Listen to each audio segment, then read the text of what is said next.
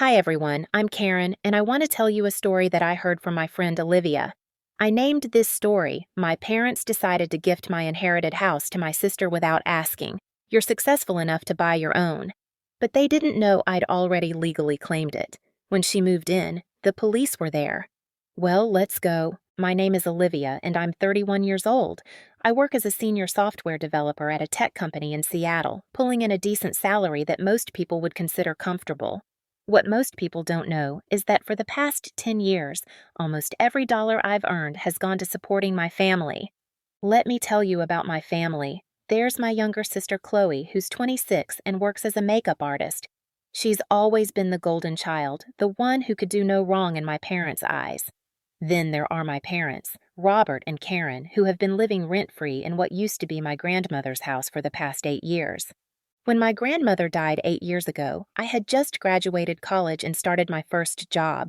She left me her house in her will, a modest 3-bedroom place in a decent neighborhood. I was young, broke, and my parents had nowhere to go after Dad's bankruptcy, so I let them move in. No rental agreement, no paperwork, just family helping family. That was my first mistake. 10 years ago, when I was still in college, my father made some terrible investment decisions. He lost everything, our family home, their savings, even some money they had borrowed against their retirement. I was 21 and juggling classes with 2 part-time jobs, sending every spare penny home to help them survive. After graduation, I took over completely. Rent, utilities, groceries, health insurance, car payments. Everything came out of my paycheck. The math is staggering when I think about it. Over 10 years, I've spent more than $200,000 keeping them afloat. Meanwhile, my sister has lived like a princess.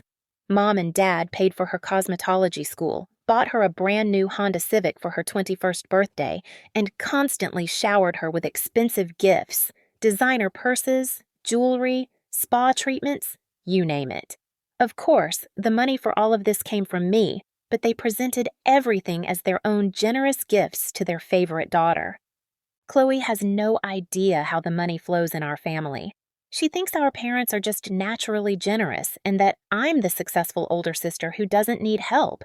She has no clue that every gift she's ever received from them was paid for with my overtime hours and weekend work. A year ago, Chloe got engaged to Ethan, a guy who owns a small construction company. He seems decent enough. Hardworking, polite, treats my sister well. When they announced their engagement, my parents immediately promised them a grand wedding. Don't worry about the cost, Dad told them. We'll take care of everything. Naturally, they came to me for the money, $30,000 for wedding expenses. I handed it over without complaint, like I always do.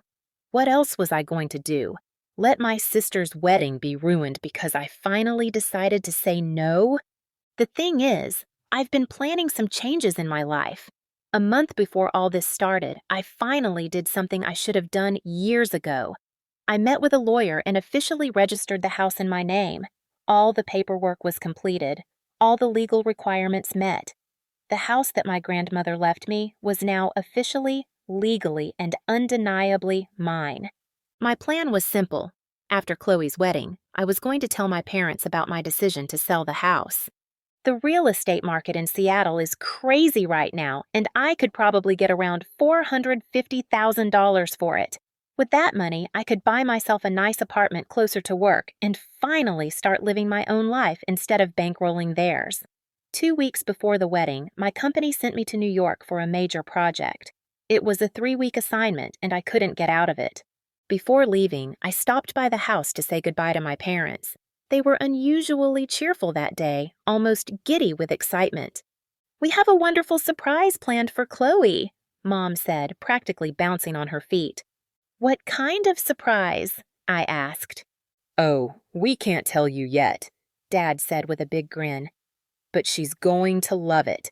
It's exactly what she and Ethan need to start their new life together." I didn't think much of it at the time. My parents were always full of grand plans and surprises, usually funded by my bank account. I figured they had planned some elaborate honeymoon or maybe a down payment for the couple's first home. "Just don't spend more money we don't have," I warned them before leaving. "Don't worry about money," Mom said. "Everything's taken care of."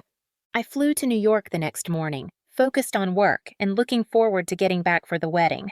I had no idea that while I was gone, my parents were about to make the biggest mistake of their lives. I was deep into my second week in New York when my phone rang on a Tuesday evening. I was in my hotel room reviewing code for the next day's presentation when I saw Mrs. Henderson's name on the screen. She's our elderly neighbor who lives next door to what I still thought of as my grandmother's house. "Olivia, dear, I hope I'm not bothering you," she said in her shaky voice. "Not at all, Mrs. Henderson. Is everything okay?" "Well, I wasn't sure if I should call, but I saw something strange today. There were some men at your house changing the locks. I thought maybe you had arranged it, but your parents seemed very excited about it, and I just wanted to make sure everything was all right." My stomach dropped. Changing the locks? Why would they change the locks?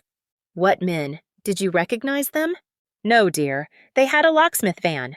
Your mother was standing there watching them work, looking very pleased with herself." I thanked Mrs. Henderson and immediately called my mother.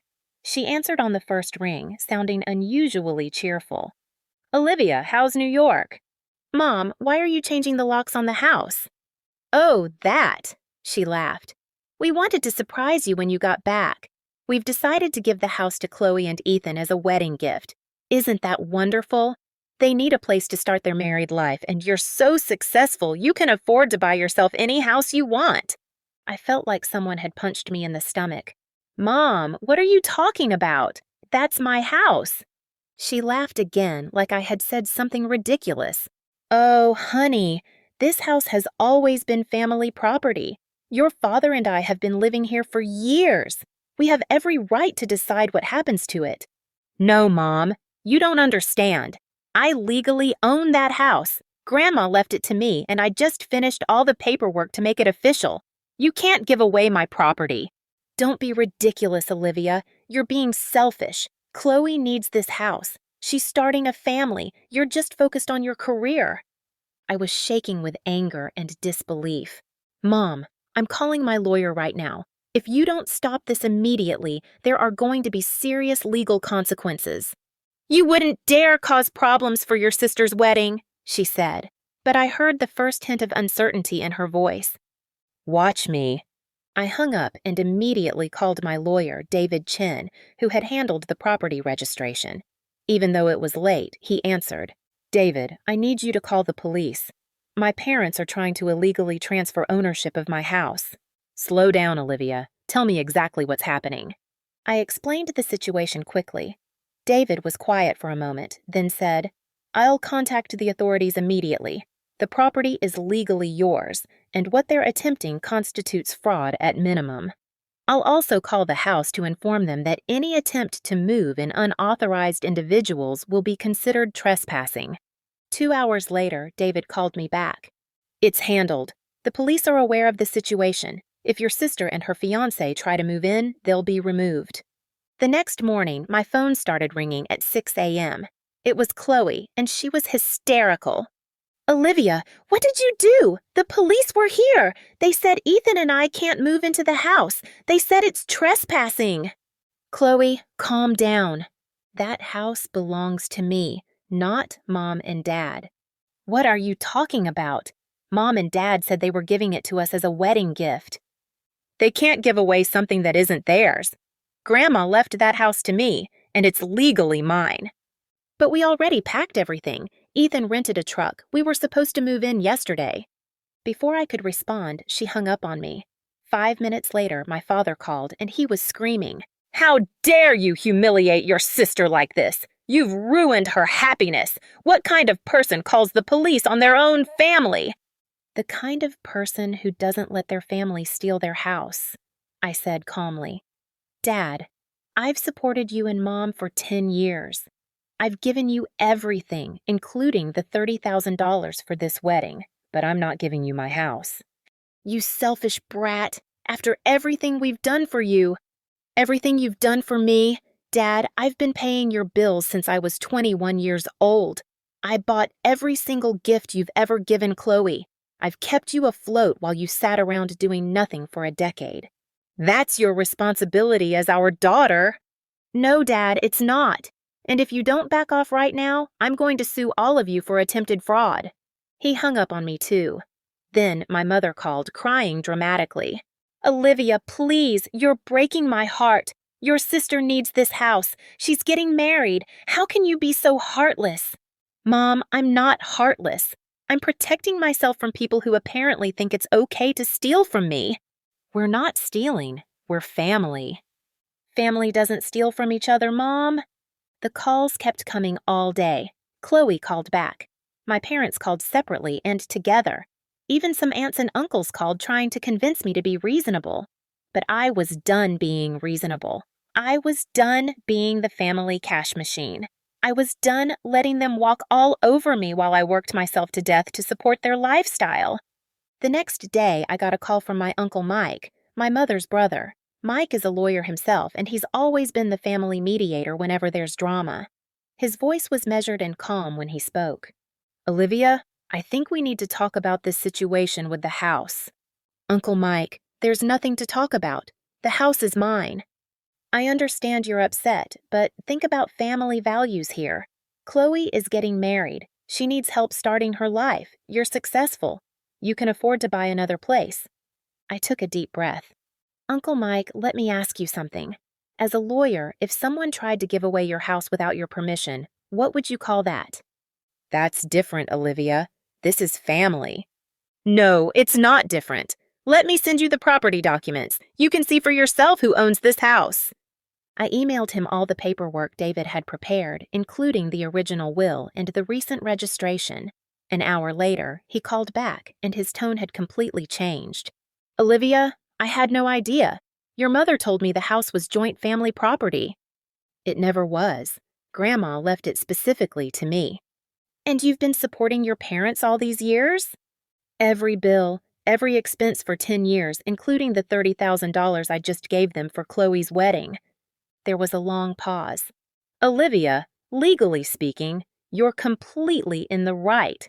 What they attempted was fraud. I'm sorry I tried to pressure you." Meanwhile, something else was happening that I didn't know about at the time. Ethan started asking questions. He wanted to understand why there were suddenly legal problems with the house his future in-laws had promised him. When he pressed my parents for details, they gave him vague answers about misunderstandings and family complications. Ethan isn't stupid. He owns his own business, so he understands legal ownership and property rights. When my parents couldn't give him straight answers, he started digging deeper. He asked Chloe directly what was going on with the house. That's when everything fell apart for them. Chloe, thinking she was justified, told Ethan the whole truth. She explained that the house belonged to me, but that I was being selfish and unreasonable by not just giving it to them. She told him that our parents had planned to transfer ownership without telling me, and that she had supported the plan from the beginning.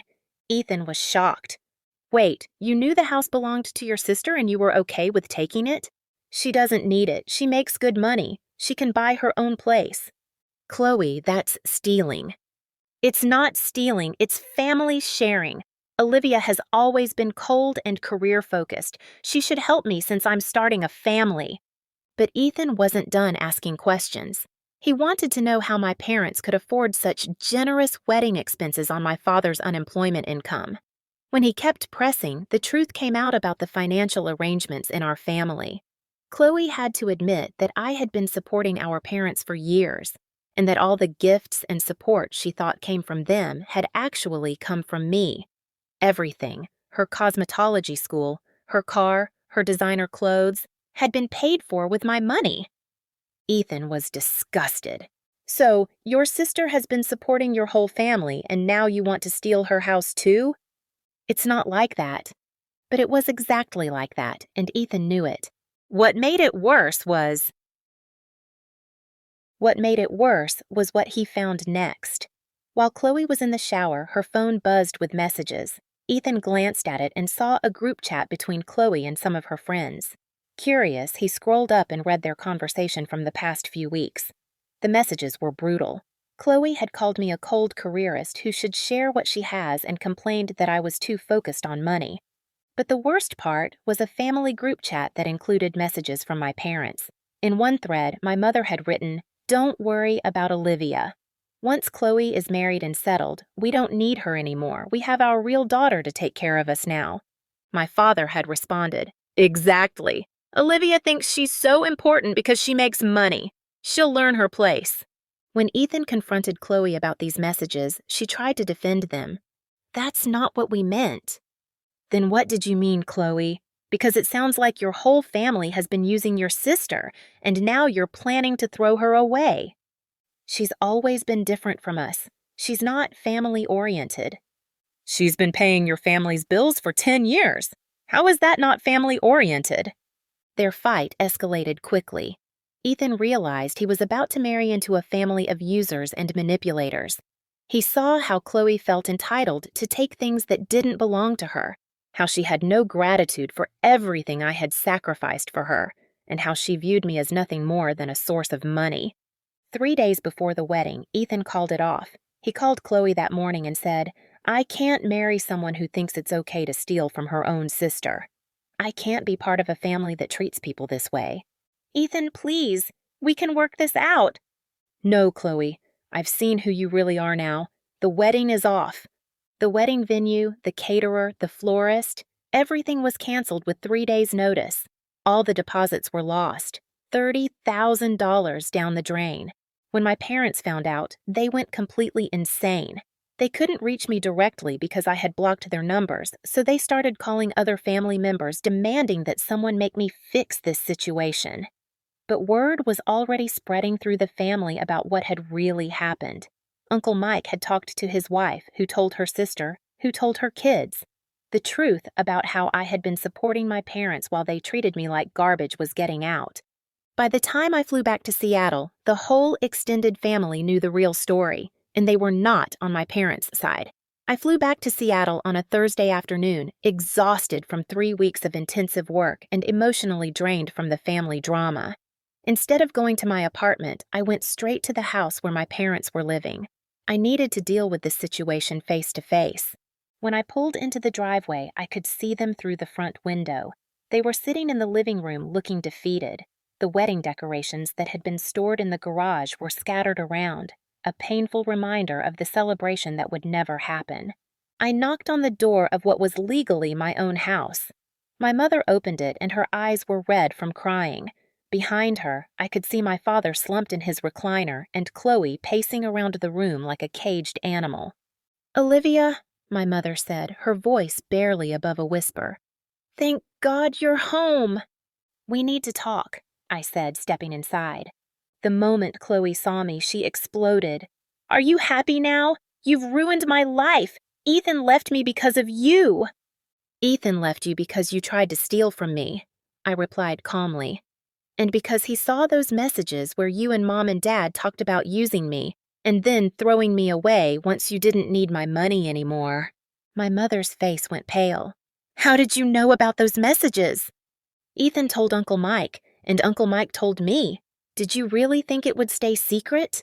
My father finally spoke up from his chair, his voice full of venom.